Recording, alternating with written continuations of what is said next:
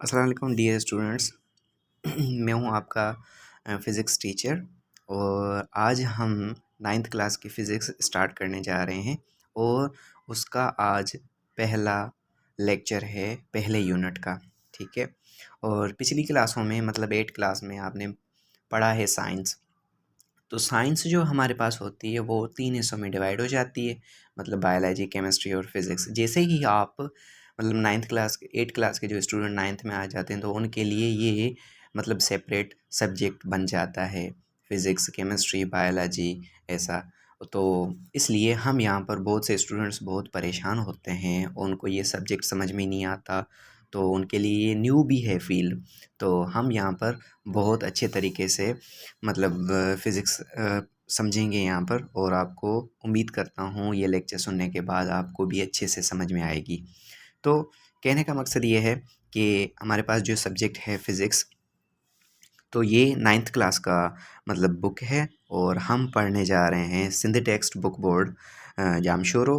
और अ, उसका जो मतलब पहला चैप्टर है वो हम यहाँ पर आज डिस्कस करने जा रहे हैं और उस चैप्टर का नाम है फ़िज़िकल क्वांटिटीज़ एंड मेजरमेंट। और उसके अंदर ही हमारा सबसे पहला जो टॉपिक है उसका नाम है इंट्रोडक्शन ऑफ फ़िज़िक्स। तो आज के लेक्चर में हम सिर्फ़ और सिर्फ इंट्रोडक्शन ही पढ़ेंगे फ़िज़िक्स का, कि फ़िज़िक्स का इंट्रोडक्शन क्या है और इसकी डेफिनेशन क्या है, और हम ये जो सब्जेक्ट पढ़ते हैं ये क्यों पढ़ते हैं। ठीक है। मतलब इसका मतलब क्या है, तो इसका जो कोर आइडिया होता है वो हम आज कोशिश करेंगे समझने की।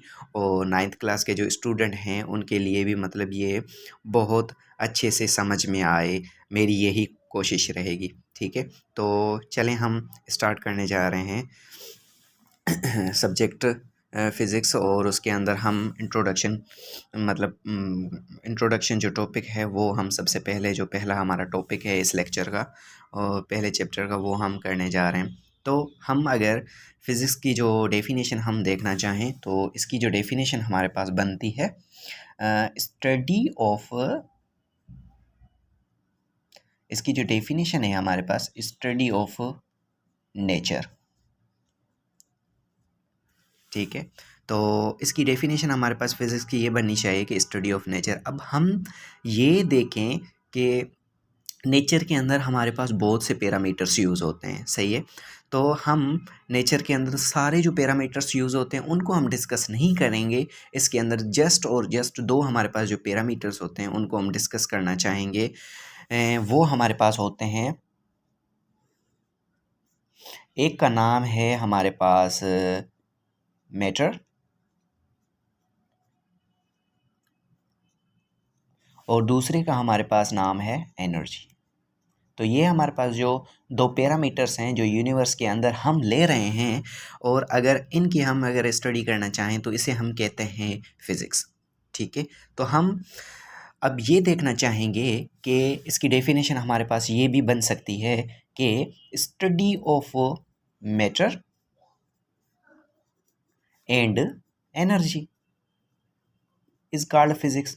तो ये भी अपने हिसाब से डेफिनेशन इसकी बिल्कुल करेक्ट है। ठीक है। तो हम ये भी कह सकते हैं कि हम अगर स्टडी करें मैटर और एनर्जी की तो हम उसे भी कह सकते हैं कि ये हमारे पास फिज़िक्स है। बिल्कुल सही है इसकी डेफिनेशन।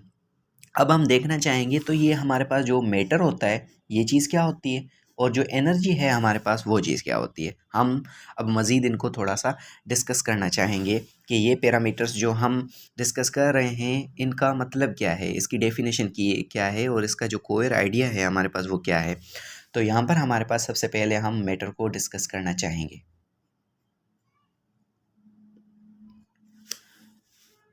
तो हमारे पास जो मैटर होता है हम मतलब डेफिनेशन पढ़कर आए हैं साइंस में पिछली क्लासों में।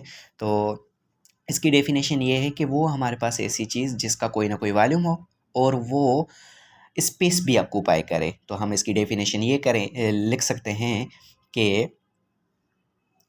हमारे पास इसकी डेफिनेशन ये है कि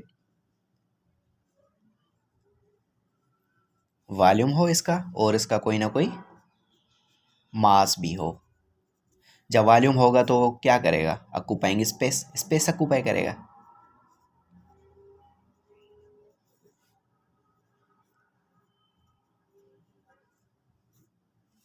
ठीक है। और ये हमारे पास दो मतलब इसकी ये जो दो हमारे पास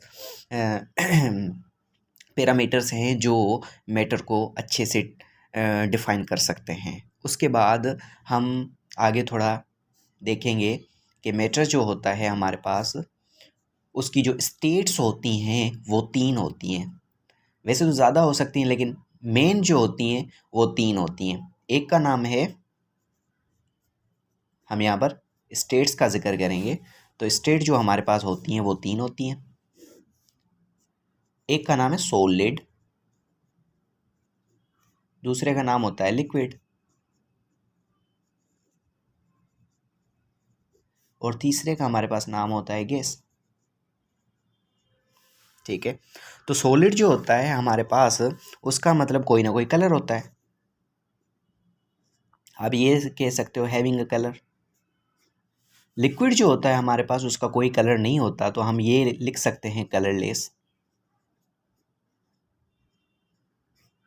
और जो गैस जो होता है हमारे पास, आप ये कहो, ठीक है, इसका कोई ना कोई शेप तो मतलब नहीं होता, जो जिस चीज़ में ये मतलब हम उसको रखते हैं वो उसकी वही शेप इख्तियार करता है। तो मतलब हम इसको मतलब ये कह सकते हैं ये हमारे पास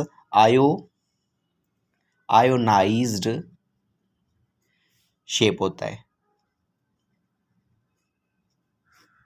ठीक है। यहाँ तक ये चीज़ उम्मीद करता हूँ आपको क्लियर होगी कि मैटर का पूरा कॉन्सेप्ट क्या है।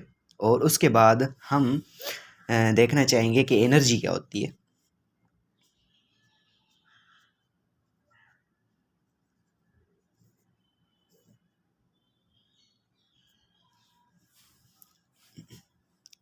तो एनर्जी को अगर हम डिफ़ाइन करना चाहें तो एनर्जी को हम ऐसे डिफ़ाइन कर सकते हैं कि वो ऐसी क़ुव्वत जो मेरे हाथ में लग रही है इस पेन को वर्कआउट करने में, तो इस चीज़ को हम कहते हैं एनर्जी। तो हम इसकी डेफिनेशन ये भी लिख सकते हैं कि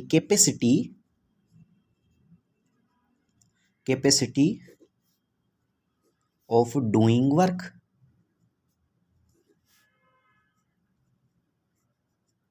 या एक और इसकी डेफिनेशन आप बनाना चाहें, ability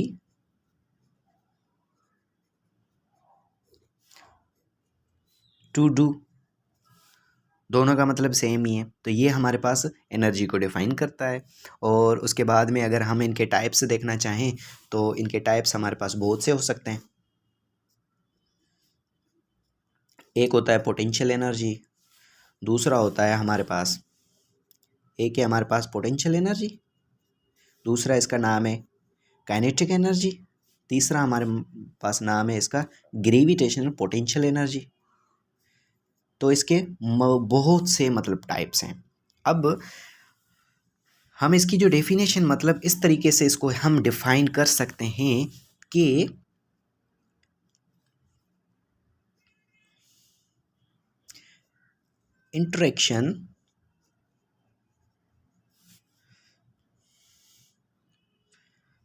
interaction between mass or matter and